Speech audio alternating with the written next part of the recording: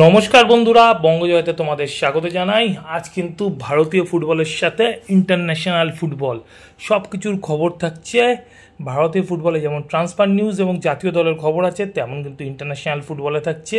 UEFA Europa নেশনসের ফাইনালে পৌঁছে গেল কিন্তু স্পেন, ব্রাজিল করলো ড্র, আর্জেন্টিনা জিতলো। এছাড়া এশিয়ান ফুটবলের খবর তো সব খবর জানবে। তার আগে বলবো যে আমার চ্যানেল বঙ্গজয়কে তোমরা বেশি করে লাইক, শেয়ার আর কমেন্ট করো।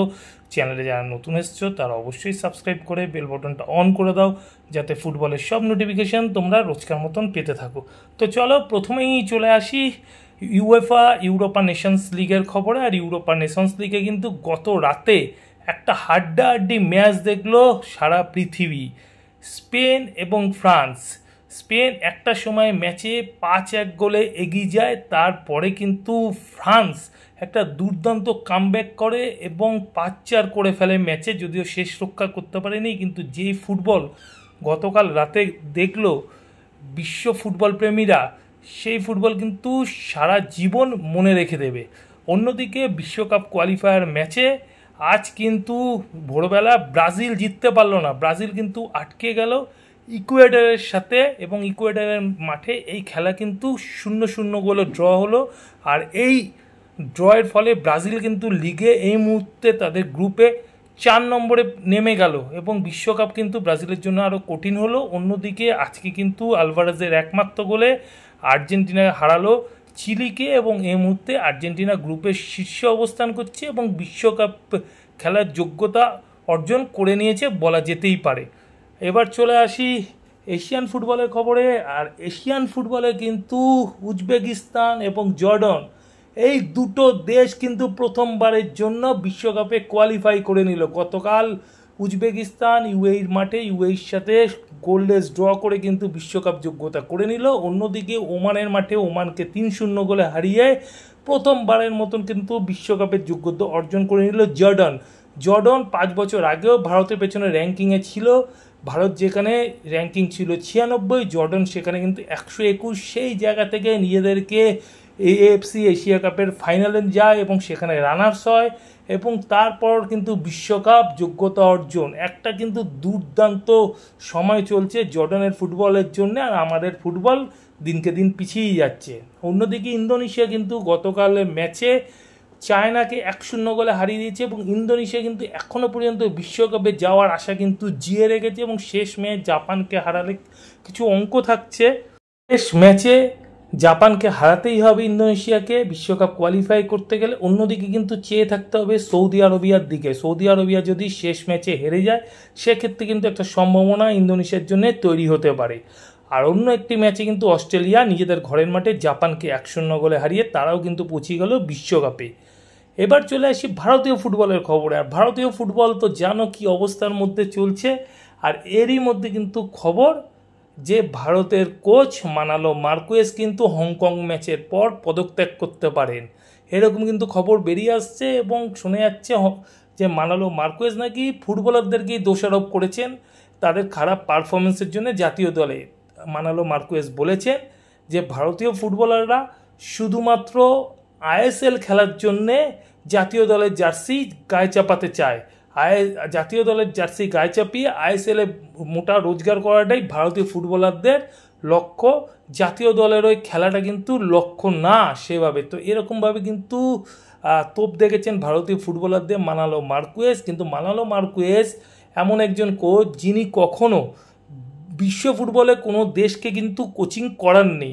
তিনি ক্লাব ফুটবলে কোচিং করেছেন, এবং সবই অনামী ক্লাব, মানে যাদের নাম ম্যাক্সিমাম মানুষই শোনেনি, সেরকম ক্লাবগুলোকে তিনি কোচিং করেই কিন্তু আইএসএলে আসেন, এবং আইএসএলে এসে হায়দ্রাবাদকে আইএসএল কাপ চ্যাম্পিয়ন করা। কিন্তু শোনা যাচ্ছে এই মানালো মার্কুয়েজই এই মুহূর্তে হংকং ম্যাচের পর পদত্যাগ করতে পারেন এবং তিনি ফিরে যেতে পারেন এফসি গোয়াতে, এরকম কিন্তু শোনা যাচ্ছে। মানালো মার্কুয়েজ নিজেও সেটা কিন্তু জানিয়েছেন যে তিনি পদত্যাগ করতে পারেন। তো এখানেই প্রশ্ন যে মানালো মার্কুয়েজের মতন কোচ যদি জাতীয় দলে কোচিং করাতে পারে, তাহলে সঞ্জয় সেন না কেন? সঞ্জয় সেন এমন একজন কোচ, তিনি যেই দলে গেছেন সেই দলকে কিন্তু ট্রফি দিয়েছেন। ইউনাইটেড স্পোর্টসকে ডুরান্ড কাপ জিতিয়েছেন, মোহামেডান স্পোর্টিংকে দীর্ঘ 40 বছর বাদে আইএফএ শিল্ড জিতিয়েছেন, মোহনবাগানকে আই লিগ এনে দিয়েছেন, বাংলা দলকে সন্তোষ ট্রফি জিতিয়েছেন। তো এরকম সাফল্য ভরা একজন আধুনিক কোচকে কেন জাতীয় দলে কোচিং করাতে দেওয়া হবে না? শুধুমাত্র সে ভারতীয় দেখে। আজকে সঞ্জয় সেন যদি কোনো স্প্যানিশ হতো বা ব্রিটিশ হতো, সেক্ষেত্রে হয়তো আরামসে জাতীয় দলে সুযোগ পেয়ে যেত, কিন্তু যেহেতু তিনি ভারতীয় সেই জন্য কি তাকে সুযোগ দেওয়া হবে না? এখন সময় এসেছে যে সঞ্জয় সিংকে কোচিংয়ের দায়িত্ব তুলে দেওয়া ভারতীয় দলের। আর অন্যদিকে ভারতীয় ফুটবল ফেডারেশনে যারা বসে আছে পদ নিয়ে, সব এক একজন অকর্মের ঢেকি। যদি খারাপ পারফরমেন্সের জন্যে জাতীয় দলের কোচেদের চাকরি যেতে পারে, যদি জাতীয় দলে ফুটবলাররা বাদ পড়তে পারে, তাহলে এই অফিসিয়ালটা কি কারণে গদি আঁকড়ে পড়ে থাকেন দীর্ঘদিন ধরে, দিনের পর দিন ধরে, যেখানে উজবেকিস্তান, জর্ডনরা বিশ্বকাপে চলে যাচ্ছে, ইন্দোনেশিয়ার মতন দল চেষ্টা করছে, প্যালেস্টাইন যুদ্ধ বিধ্বস্ত, গতকাল তারা কুয়েতকে 2 গোলে হারিয়েছে বিশ্বকাপ কোয়ালিফায়ারের 3rd রাউন্ডে। এবং এইসব দেশগুলো এখন নাকি উইদাউট ইনফ্রাস্ট্রাকচার, এই প্যালেস্টাইনের মতন দেশগুলো এখন নাকি লড়াই চালাচ্ছে বিশ্বকাপে যাওয়ার জন্য। তখন ভারতে কোটি কোটি টাকা পাচ্ছে ফুটবলাররা ISL নামক একটা সার্কাস টুর্নামেন্ট করে দিয়ে, আর ফেডারেশনে যেসব কর্মকর্তারা আছে তারা এসি ঘরে বসে আরামসে মিটিং করছে, খাচ্ছে দাচ্ছে, আর স্যালারি নিচ্ছে, চলে যাচ্ছে। এটা হতে পারে না। এখন সময় এসেছে, যদি পারফরমেন্স না করতে পারো তাহলে কিন্তু এই ফেডারেশন কর্তাদেরও পদত্যাগ করে চলে যাওয়া উচিত, কেননা তারাও ফেলিওর ফুটবলার এবং কোচেদের সাথে। চলে আসি ভারতীয় ফুটবলের ট্রান্সফার নিউজের খবরে। আর ট্রান্সফার নিউজের প্রথম খবর, মরক্কান ফুটবলার মোহাম্মদ আল মেরাবিত। এই ফুটবলারটি কিন্তু অ্যাটাকিং মিডিও মূলত। তো এই ফুটবলারটি এই মুহূর্তে খেলছে মরক্কোর 1st ডিভিশন লিগেই। আর এই মোহাম্মদ আল মোরাবিতকে কিন্তু নিজেদের দলে সই করাতে চাইছে নর্থ ইস্ট ইউনাইটেড। এর আগে নর্থ ইস্ট ইউনাইটেডে আলাদিনকে দেখেছি দুর্দান্ত ফুটবল খেলতে গত মরশুমে। তো সেই ট্র্যাডিশন বজায় রেখেই কিন্তু এই মোহাম্মদ আল মোরাবিতকে নিজের দলে নিয়ে আসতে চাইছে নর্থ ইস্ট ইউনাইটেড। অন্যদিকে কিন্তু মোহনবাগান সুপার জায়েন্টের ফুটবলার সৌরভ ভানোয়ালকে কিন্তু অফার করেছিল মোহনবাগান সুপার জায়েন্ট এবং তাকে রাখতে চেয়েছিল কোচ হোসে মলিনা, কিন্তু সৌরভ ভানোয়াল মোহনবাগান অফার রিজেক্ট করেছে এবং মোহনবাগান সুপার জায়েন্টে তিনি থাকতে চাইছেন না। এবং শোনা যাচ্ছে তার কাছে ISL-এর 2 থেকে 3টি ক্লাবের অফার আছে এবং তিনি গেম টাইম পাওয়ার জন্যই মোহনবাগান সুপার জায়েন্ট ছাড়তে চাইছেন। আর এবার চলে আসি ইস্টবেঙ্গলের খবরে। আর ইস্টবেঙ্গলের সাথে কিন্তু রিয়েল কাশ্মীরের ফুটবলার রামসাঙ্গার কথাবার্তা প্রায় চূড়ান্ত হয়ে গেছে, ফাইনালি সই সাবুতটা বাকি আছে এবং ইস্টবেঙ্গল কিন্তু আসন্ন মরশুমে রামসাঙ্গাকে নিজের দলে নিতে চলেছে, এটা প্রায় কনফার্ম। অন্যদিকে পিসি লালদিন পুইয়া, চেন্নাই এনএফসির সেন্টার ব্যাকের ফুটবলার, গত মরশুমে তার নাম শোনা গেছিল ইস্টবেঙ্গলের সাথে। তো এই ফুটবলারটির সাথে চেন্নাই এনএফসির কিন্তু 2027 সাল পর্যন্ত কন্ট্রাক্ট আছে এবং এখন শোনা যাচ্ছে যে পিসি লালদিন পুইয়াকে কিন্তু তার এজেন্ট নাকি সেল করতে চাইছে এবং চেন্নাই এনএফসিও তাকে সেল করার ব্যাপারে আগ্রহ, তবে তার ট্রান্সফার ফি খুব বেশি না। তো এই ফুটবলারটির ব্যাপারে ইস্টবেঙ্গল নাকি ইন্টারেস্ট দেখিয়েছে, যেহেতু ইস্টবেঙ্গল একজন সেন্টার ব্যাকের ফুটবলার খুঁজছে। তো সেই কারণে পিসি লালদিন পুইয়াকে নিজেদের দলে নিতে চাইছে ইস্টবেঙ্গল ম্যানেজমেন্ট। এখন দেখার যে আগামী দিনে পিসি লালদিন পুইয়াকে ট্রান্সফার ফি দিয়ে ইস্টবেঙ্গল নিজেদের দলে সই করাতে পারে কি না।